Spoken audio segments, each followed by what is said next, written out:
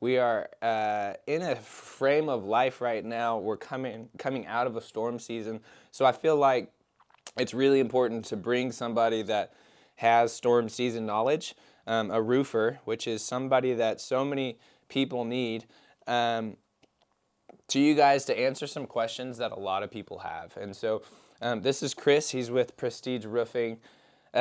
He's a good homie of mine. We've been friends for, godly, how long, Chris? Man, I've known you since I was probably like 8. I love that. Yeah. Your first nickname for me was Spikus because of my spiky hair.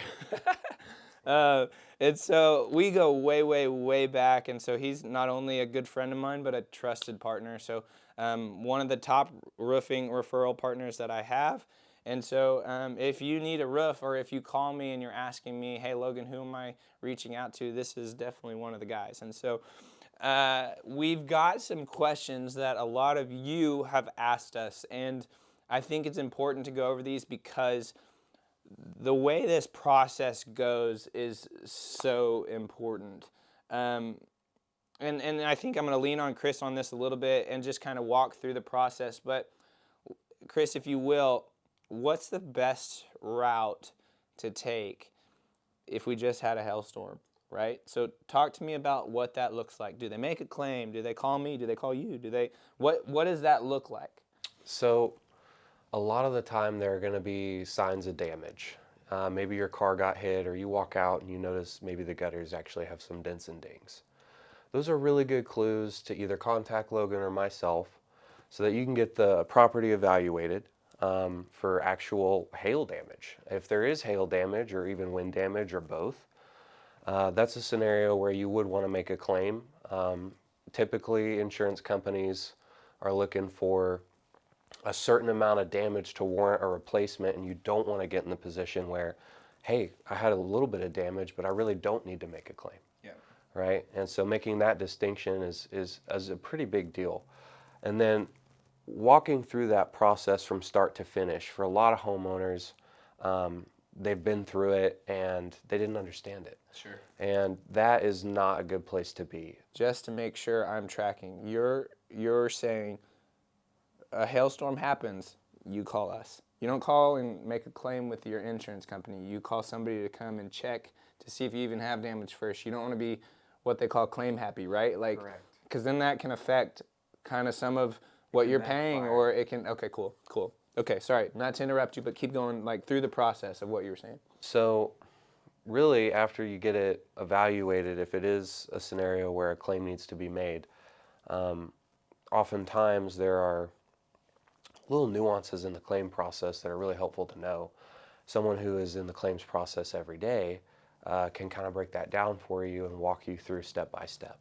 So we actually use quite a bit of different paperwork to help people get from each stage through that whole process so that they understand what's happening. Break down some of that for me, like paperwork. So you come out, you assess, let's say there's some damage, and you're like, hey, Logan, actually, I just went through this, and you are just replaced my roof. So this is essentially the scenario that happened, right? And so we're coming back from Mexico. Our neighbor sends us that we've got these monster, like, golf ball size hail. Right. So we're not there, and we're nervous, and I get home, and I'm looking around, and my soft metals don't have a crazy amount of hail hits. No. Which was crazy, right? Because we had 2-inch hail. But I took my own advice, and I called Chris, and I said, hey, Chris, can you come out and take a look at my roof? I don't think it's a big deal, bro. Right. I really don't think it's a big deal. I'm not seeing any leaks. My soft metals are fine. Like, we had some hail, but I think, my impact-resistant roof, I think it really held up. And so we'll go into impact-resistant here in a second, but, like, what happened whenever you got on my roof? So the first thing that happened is I fully expected this roof to be fine. The minute I get up there, I am blown away. This was no minor hailstorm, and it did significant damage. It did more than what's required to warrant a replacement. After I saw that, I did something actually the insurance companies do, and that is to chalk up the roof. If you've ever had your roof replaced, one thing they'll do when they come out is They're looking for impact marks on the roof. And sometimes that can be a gray area because you'll get a roofer that wants to make a claim, that wants a job, that wants to do your roof, but it's not needed. And so one thing I always like to do is take actual pictures of the roof itself so that the homeowners can see what damage actually occurred. Do you remember when we looked at the photos of your roof? Mm-hmm. Exactly. And there was no story to tell. Right. I mean, a picture's worth 1,000 words. So I do want to pause you again. I feel like I'm interrupting, but I'm sorry because I feel like this is important. One thing that I think it's so important to have is somebody that you trust as a roofer. And the reason why I say that is because something he just said was the roofer's going to go up onto your roof and they're going to take photos and they're going to show you the damage, right? Well, I have listings in Edmond that went in the path where the door knockers go by and they knock on your door and did exactly that. They're going to indicate that you've got damage, right? Because they're trying to get you to make a claim and they want that roof replacement because that's how they make money. That's great for them, except for the fact if there's truly not damage, right? So if they can fabricate damage, which is what these guys were doing to my seller, right? They're going to show off little things that they would say are hail hits that appear like hail hits from a camera, I'm not on a roof every day. I don't know what a hail hit looks like. So if I see a blemish, right, my assumption is that's a hail hit. Sure. But a roofer knows what a hail hit looks like, and so does an appraiser, and that's important because, or not an appraiser, an adjuster. Right. Because when the adjuster comes out and you meet them out there, they can call your bluff. And so that's really important to have somebody that knows what they're talking about and somebody you trust, because there's been countless times I've sent Chris up on a roof and he's like, bro, there's just not enough damage. You can't make a claim now. Like, let's have another, like, your roof is in good shape. We're okay. There's no leaks. If you ever see anything, I'll come out and I'll take care of it, but let's wait because I don't think we're there yet. And I think that's so profound in a salesperson, right, of a roofer, because we see it all the time. Those guys are out there. They're trying to make a buck, and there's no issues with that. I respect the hustle, but at the same time, majority of those guys aren't advocates for you like Chris is, and I think that's such an important thing, is to have somebody that's truly going to be honest with you and just walk through that process. So I'll let you get back to the process because I think that was important to don't let those door knockers say, hey, we're out in your neighborhood. We're just going to give you a free inspection. Get up there and play a game with you. right, and they even have tactics for this. They can show you real damage from another roof they looked at. It could be a similar shingle, and you may not know the difference, right? And then all of a sudden you're in a predicament where you filed the claim and it wasn't necessary, and that can be frowned upon. And insurance companies know that some roofers do this. It does make it difficult for the guys that do not do that, but hey, we all got things to deal with. At the end of the day, I've never had a claim filed that didn't get bought because I know what damage looks like. And if there is damage, that's something that your insurance is there to take care of. It's considered a no-fault claim or even an act of God. And so that's why they're going to help you get that replaced. So when they come out, just to kind of retrace from earlier, and they're chalking up the roof and you're actually marking damage, they're looking for 8 to 10 of these hail strikes in what they call a 10 by 10 square. You get 8 to 10 of those in 3 out of the 4 facings on a roof, and that is what warrants a replacement. And actually, surprisingly, if you have a hailstorm and you wait too long, there's a time period that you get allotted to you in the policy to actually get that going. If you wait too long, if you wait, typically it's a year, that's not something that they're going to then cover.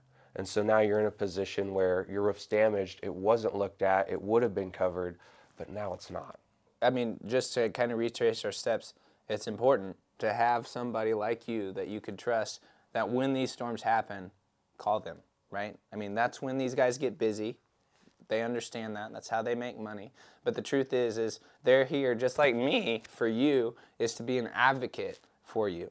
They're not trying to just make money off of you. Yes, that's how they make money. And yes, that's how I make money, is by selling your houses and helping you advocate in the real estate world. But these guys are professionals and they're protectors of your number one asset. And so super important, again, to have people like Chris to be able to do that. I want to go through some of the questions that we got. Just because we're talking about claims a little bit right now, will your rates go up if you make a claim? Great question. Okay, thanks. So typically the way that works, and you could call your agent right now and they'll tell you the exact same thing. All right, so the way that works is the amount of people per zip code that file a claim. Once it hits a certain threshold, the premiums go up. So whether you file a claim or not, if there's damage in your area, in your zip code, it's going to go up. So a lot of us that saw, I mean, Norman sees it practically every year at this point. Moore sees it every year. I mean, all the way up into Edmond. So almost the whole Oklahoma City kind of stripe this year is going to see an increase because of the hailstorms that we saw. That's exactly right. Okay, so that's, I hate saying that, I'm the bearer, or we're the bearer of bad news, but your insurance is likely going to go up next year. Okay, so let's flip the script and talk about potential ways to save some money on insurance. So we specifically talked about this. Brittany and I wanted a specific color of a roof, and it was kind of a battle to find the right shingle for us, right? We're so freaking picky, and I'm sorry, but at the end of the day, we want what we want. But we didn't want to go black roof. Black roofs are super popular right now, and we love them. And we had a black roof on our last house. You put a black roof on that one for us. And so this time we didn't want to go black. We felt like it was too dark for our house. And so we found a house that was across the street or in our neighborhood that we really liked, but it was only a class 3 shingle. Right. And we had a class 4 shingle. So if you will, talk to our friends about the difference between a class 3 and a class 4. And what that does for them, particularly with insurance, etc. 100%. So the class 4 is kind of works for you twofold. It is resistant towards storm damage, specifically hail. There's what's called the UL 2000 steel ball test, and basically these shingles get tested with these steel balls that get shot at it at crazy speeds, and if they show no damage after this test, they're rated what's called a class 4 because it emulates, a significant hailstorm. Your insurance company, whether you have State Farm or Allstate, whoever it is, they will give you a discount on your premiums for upgrading your roof because you are less of a liability. You're not going to need to file a claim as often as someone with a class 3. That being said, class 3 is still a great roof. It's just that we have the craziest weather here. We get all kinds of hailstorms, and it's at any time of the year. I think I've made several repairs on or replacements on probably 3 different storms this year, and we just had one in September. All right, so, and then the other side of that, a darker roof is not a problem. A darker roof is not going to increase your energy bill. It's not going to hold more heat in the home. And the reason that is because if it's properly ventilated, there's no issue at all. If it's not properly ventilated, it doesn't matter what color the roof is, it's going to be way too hot. Right? So that was my next question. You literally took it right out of my mouth. Does a black roof make your energy bills go up? Because it's probably the most popular roof color right now. Maybe I'm wrong on that. I could be wrong, but I feel like I'm seeing every roof is going up as black, and it looks really good. It looks really sleek and modern, and I love it. And I get it, it's not everybody's cup of tea. We went with a darker weathered wood ourselves. We didn't want black. We wanted to kind of keep those browns in it. That's a gorgeous roof. Thanks, man. I love it. And he really took care of me. Like, it looks, man, the ridges he upgraded. It looks like a reptile's back, like a T-Rex's back. Dude, it looks so cool. Anyway. So another thing I'd like to just point out. Please. So one thing that's a really big deal as a contractor, when you think of roofer, typically you think of only that trade. Well, when we have these hailstorms, you want a general contractor because they're not only going to take care of the roof for you, they're going to take care of all the other trades that were affected by this hailstorm. Yes. Oftentimes you're looking at gutters or even siding or window screens. If you suffer a loss from a tornado, the damage is even much worse, right? And so you want to get someone that can advocate for you, that can actually do all of that, Yes. right? So there's that, and then He could do all that for you. I'm gonna skip because you lost your train of thought, I think. But he literally just did all that for me. Like, made it as easy as possible. I'm gonna do a small plug for my State Farm people because Jordan Evans and his office is incredible. But this was the easiest insurance claim that we have ever made. We called Chris. Chris came out. He was surprised at the damage, so he told me to make a claim. I called State Farm. They sent out an adjuster. The adjuster had, I don't remember what you called it. It was like a mobile van unit, like a whole office thing that he came out in, which was impressive. The dude was from Louisiana, came out, super cool, hang out with us for a little while. Chris showed him all the damage that we did, and I mean, it was an hour process. Took him around the whole house, was up on the roof with him, was doing all the things, went into my attic, did all the things to check everything. And that's what I was so thankful about was the gentleman with State Farm that came out, he was super helpful. And he wasn't combative or anything like that. He could tell Chris had already done all of his stuff. And then what happened was he had wrote me up a check and gave me the check right there. Like, it was all done on the spot. And so it was perfect. And then I sent that check and, well, I didn't send the check to Chris, but I sent what that check amount was and his total scope of work. And I sent that over to Chris. And Chris was like, hold up, though. This is really close. It's just not perfect because he forgot this, he forgot this, he forgot this. And the price of shingles is a little bit higher than what he's estimating. And he didn't put, what is it, ice and water or whatever. And so like certain things that my roof had that he had not maybe put on that is why it's so important to have somebody that does this every single day and that fights with insurance, because insurance the majority of the time is going to tell you no, right? Mine didn't, but the majority of the time they're going to tell you no and make you come back with somebody, which we've got another story that we're working on right now with, I don't want to call them out, but Allstate, right. That said no to our client, and we're combating that, and we're having some success. We're not done yet, but we're having some success, and that's going to save my client upwards of $20,000. So that's a massive impact that we make. And what he's doing, specifically for me, whenever he sent the revision of the report in, gave me another $4,000. Well, that's my deductible. And so had he not gone out and gotten that, right, I would have been out really $8,000 because I had a $4,000 deductible, and then I would have missed $4,000 of value that they didn't capture. And so thank God for Chris because he saved me a lot of money there. So something that he will do for you too. Sorry to interrupt. Did you bring that back at all, or did I cover it? Yep, covered it, man. Sweet. What happens when you go outside and you've got 5 of your neighbors getting a new roof and you don't have a new roof? Like, right. What happens when that scenario, like, is there ways that we can be creative? Like, I'm not saying go in your backyard and use your lob wedge to chip a golf ball up there and fabricate things, but is there a way that we can be creative to say, hey, look, all these guys are getting new roofs. How is my house not enough damage? Right. Does that make sense? Everyone got a new roof but me. Right, that would suck, man. It's funny, I've actually been in this position multiple times. And one thing that it largely relies on is the insurance company and the policy. Okay. All right, but those are very easy to work with.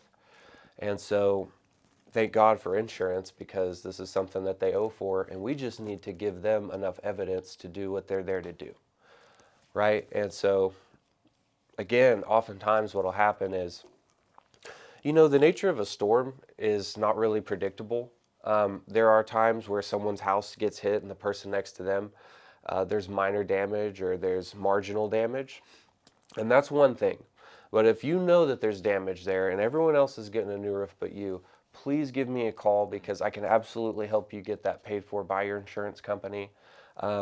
It's really just a couple extra steps. They just need a little bit more evidence, and it could potentially save you from coming out of pocket quite a bit.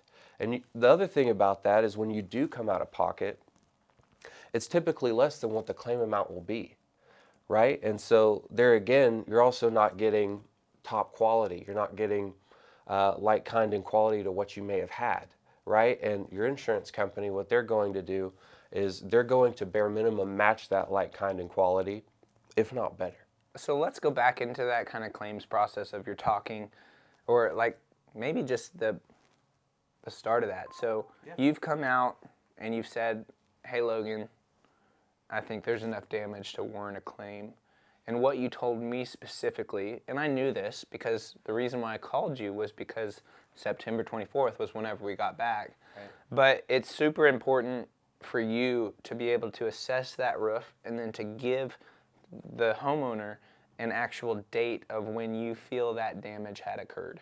Because I think it's going back into what you said earlier about that time frame of this is how long you have to make a claim. Right. And if you go up there and you see some older damage and they're trying to make claim on an older damage, you'd advise them differently.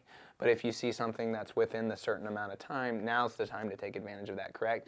So you're giving us some kind of talk tracks of when we call insurance, of like some evidence to give them. Is that essentially what you're saying? Is like the more evidence that you've given us to give to them for the claim, the more likely that they'll come back to us with a successful outcome? That's exactly right. Okay. Basically, we do what their field adjusters do for them. And when you give them what they need so that they can cover the loss, it's it's done, and they take care of it. I've been in that position many times because you come across a damaged roof shortly after a storm. Everyone else is getting theirs done. For one reason or another, the insurance is saying no. And really, they just need a couple different things, like documentation of the damage and a recommendation to repair it or replace it, right? And so one advantage we have is using the same software that they use to write up these reports. So I'm speaking their language. Through doing that, I've had really a very good success rate getting roofs that actually are damaged that should be totaled, and helping those homeowners get down the road, get their roof replaced, and move on. So they're paying partial payments. They bring Chris. Chris gets full payments. I love it.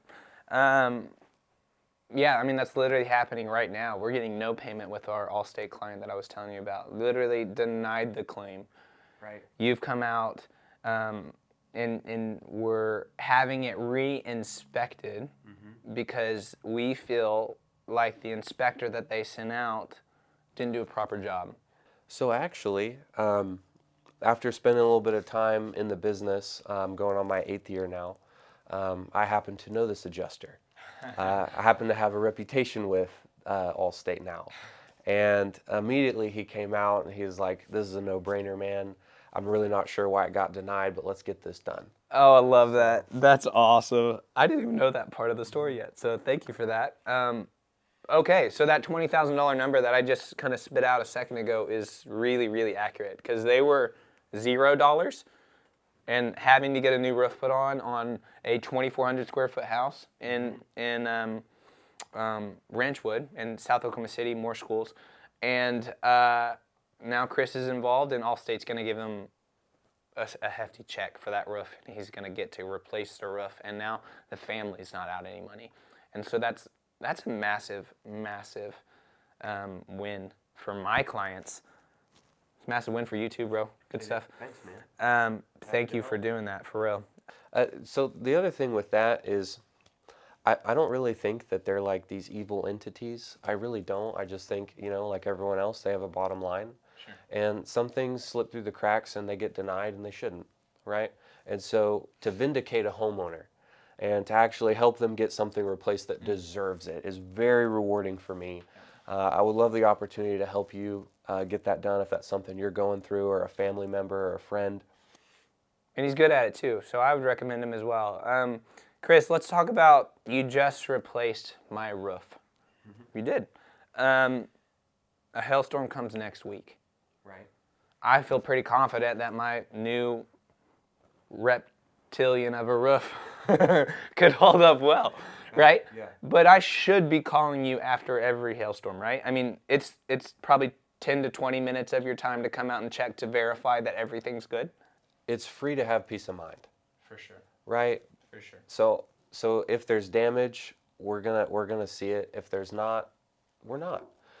When you have an impact resistant roof, like I said, the likelihood of there being damage, it's pretty minuscule, unless it was a serious hailstorm. So yeah, I mean, you don't want to miss the opportunity to have your insurance company take care of it if they actually need to. Unfortunately, from time to time, we have significant hailstorms here. The average lifespan of a roof is usually 8 to 10 years. And so somewhere in that time frame, On 30 to 50-year shingles, 8 to 10 years. right, On Oklahoma. right, yeah. Yeah, in a perfect world, they'd last that long, Right, right? right. But because of the weather that we get, they don't.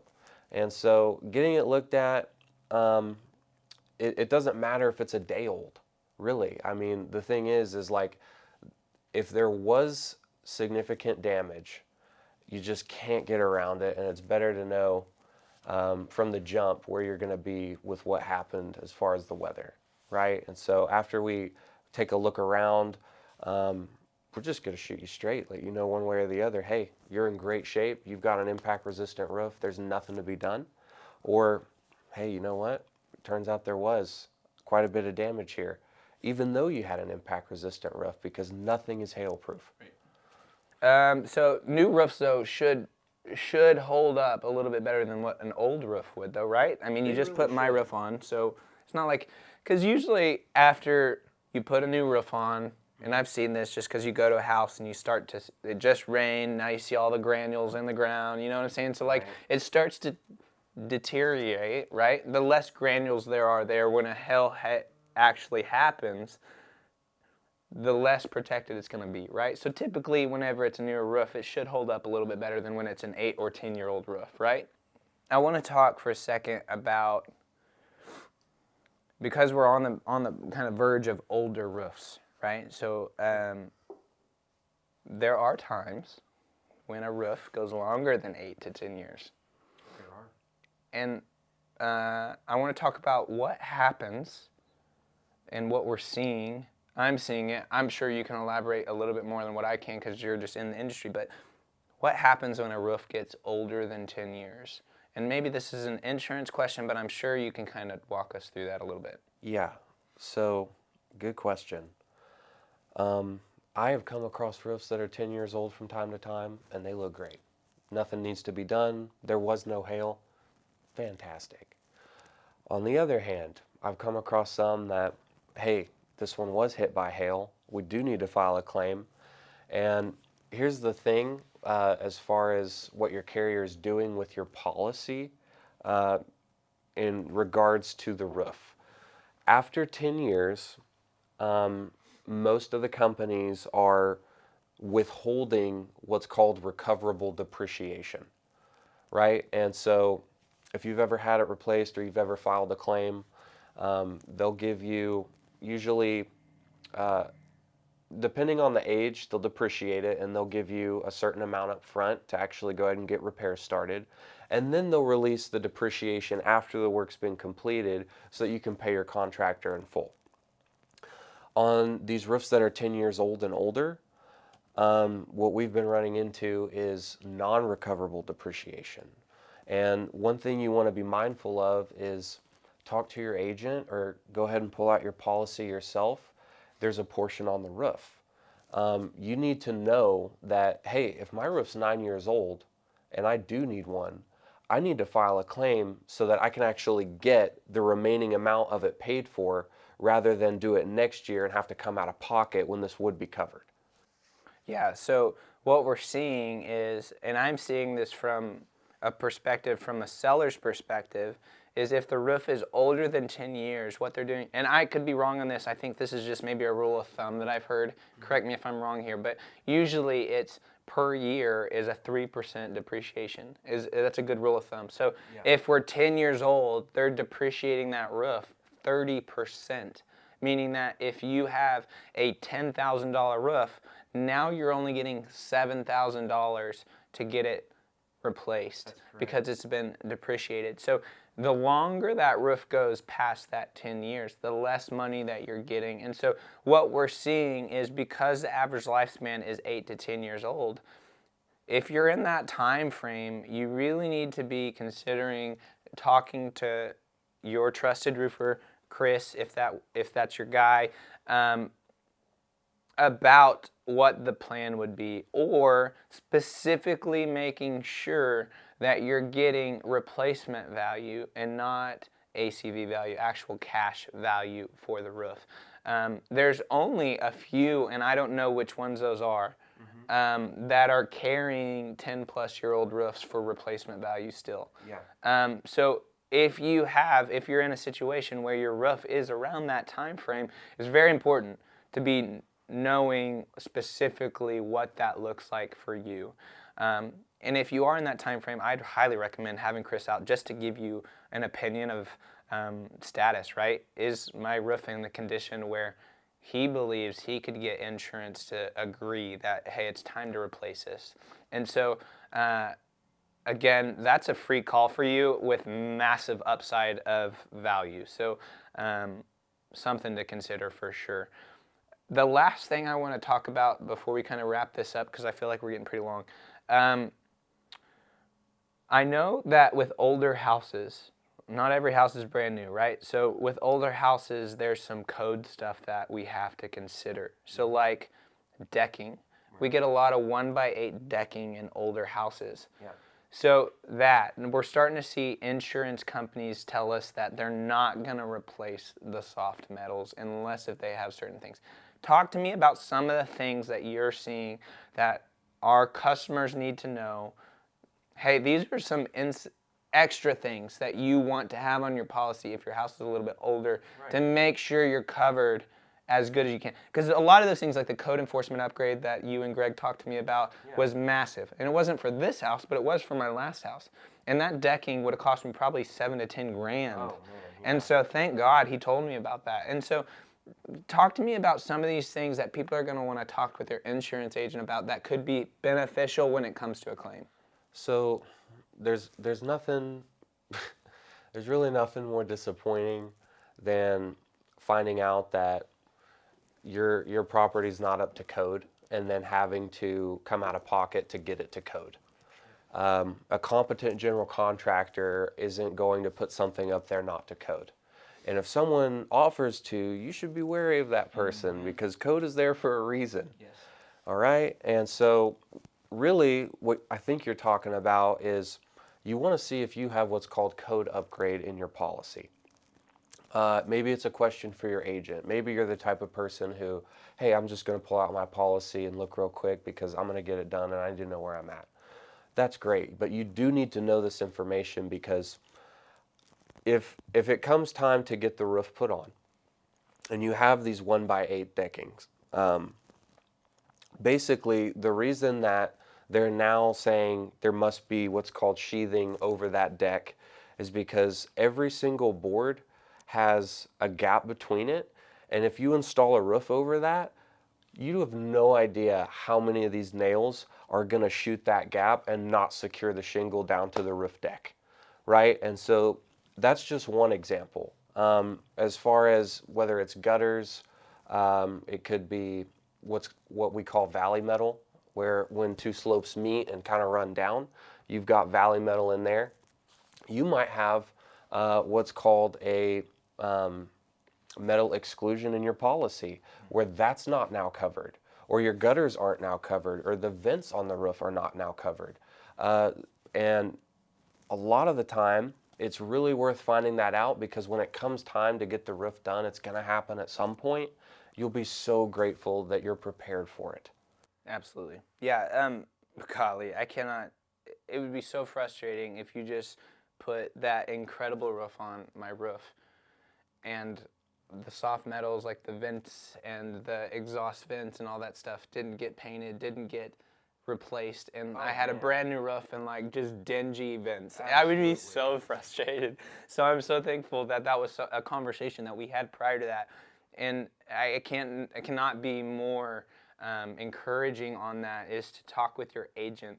Your agent is going to be your go-to person. Don't always just say, hey, I'm trying to get the cheapest insurance as possible. Have an advocate for you, right? I'm your advocate for real estate. Chris is your advocate for roofing, right, and construction, but primarily roofing. And your agent should be your advocate for protecting all of those things, right? And so make sure you're communicating with them. Make sure that you're asking some of these questions that we've brought up today. Are you covered? Is your house, go into your attic, open up your attic, look up at your roof. If you see 1x8, so that's boards, not big old plywood boards, right? 1x8 boards. If you see that and there's gaps in between it, that could be a problem, right? For the next time you go to roof. So have that conversation with your agent and talk to them to make sure that you're covered. It's so important. But if you take one thing away from this video today, I want you to know that if you get hail or some crazy storm, do not make a claim. Call Chris or me, and I'll connect you with Chris. Because this guy is going to be in your corner. He's going to fight for you. He's going to do what's best for you. Okay, so that's so important to have somebody in your corner. Guys, we love you. Have a great day. See ya. See ya.